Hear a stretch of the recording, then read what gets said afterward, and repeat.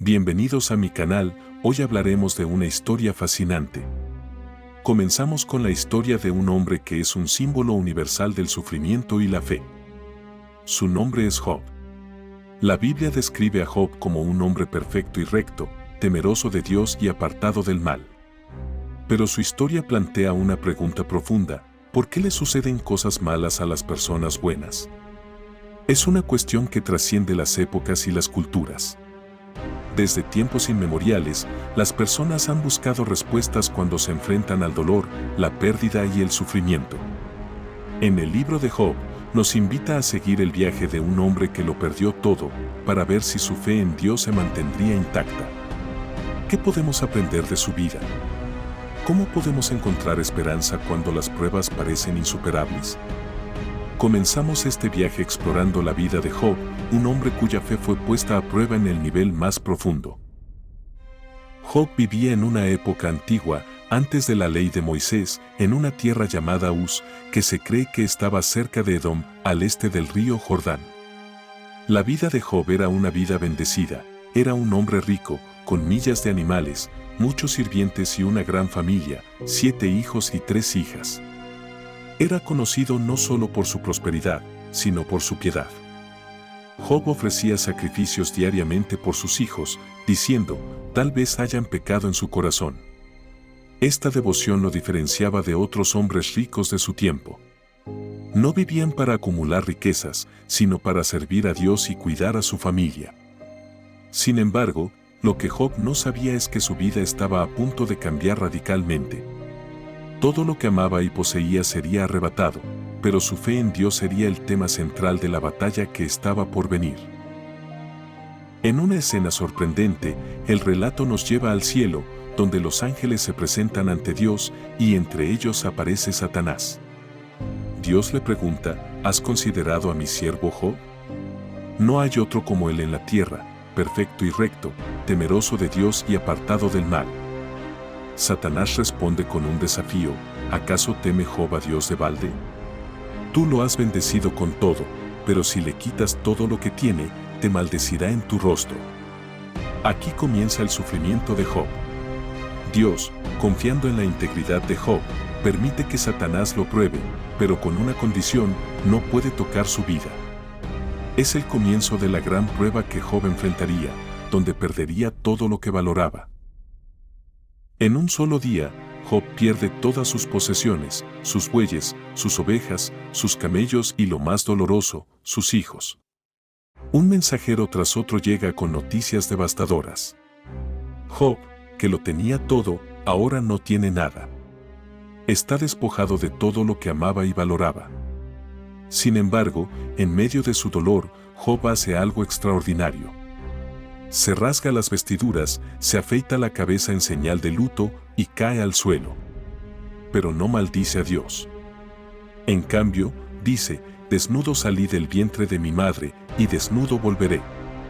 El Señor dio y el Señor quitó, bendito sea el nombre del Señor.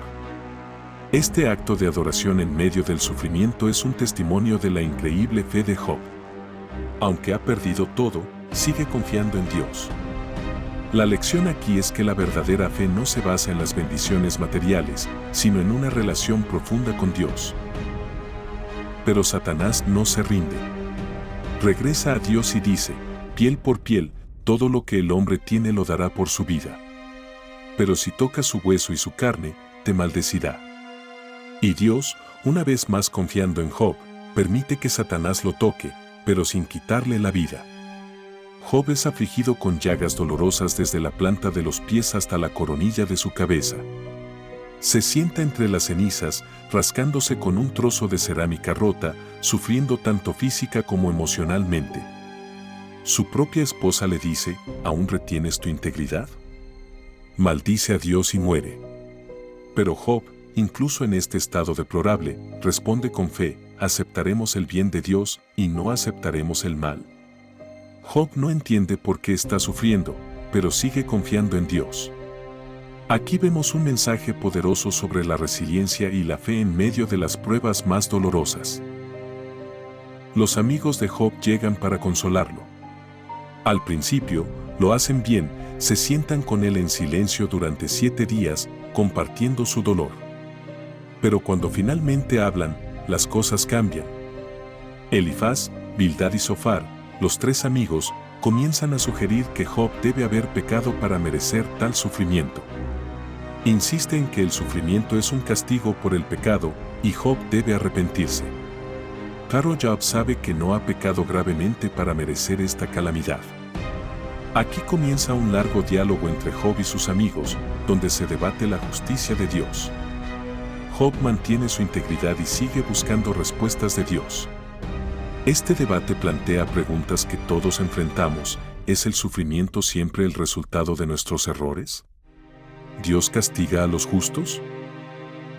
Job clama a Dios, buscando respuestas. Quiere entender por qué está sufriendo, por qué los malos prosperan mientras los justos sufren. Pero en lugar de una respuesta directa, lo que recibe es una revelación de la grandeza de Dios. Dios responde a Job desde un torbellino, haciendo preguntas que Job no puede contestar.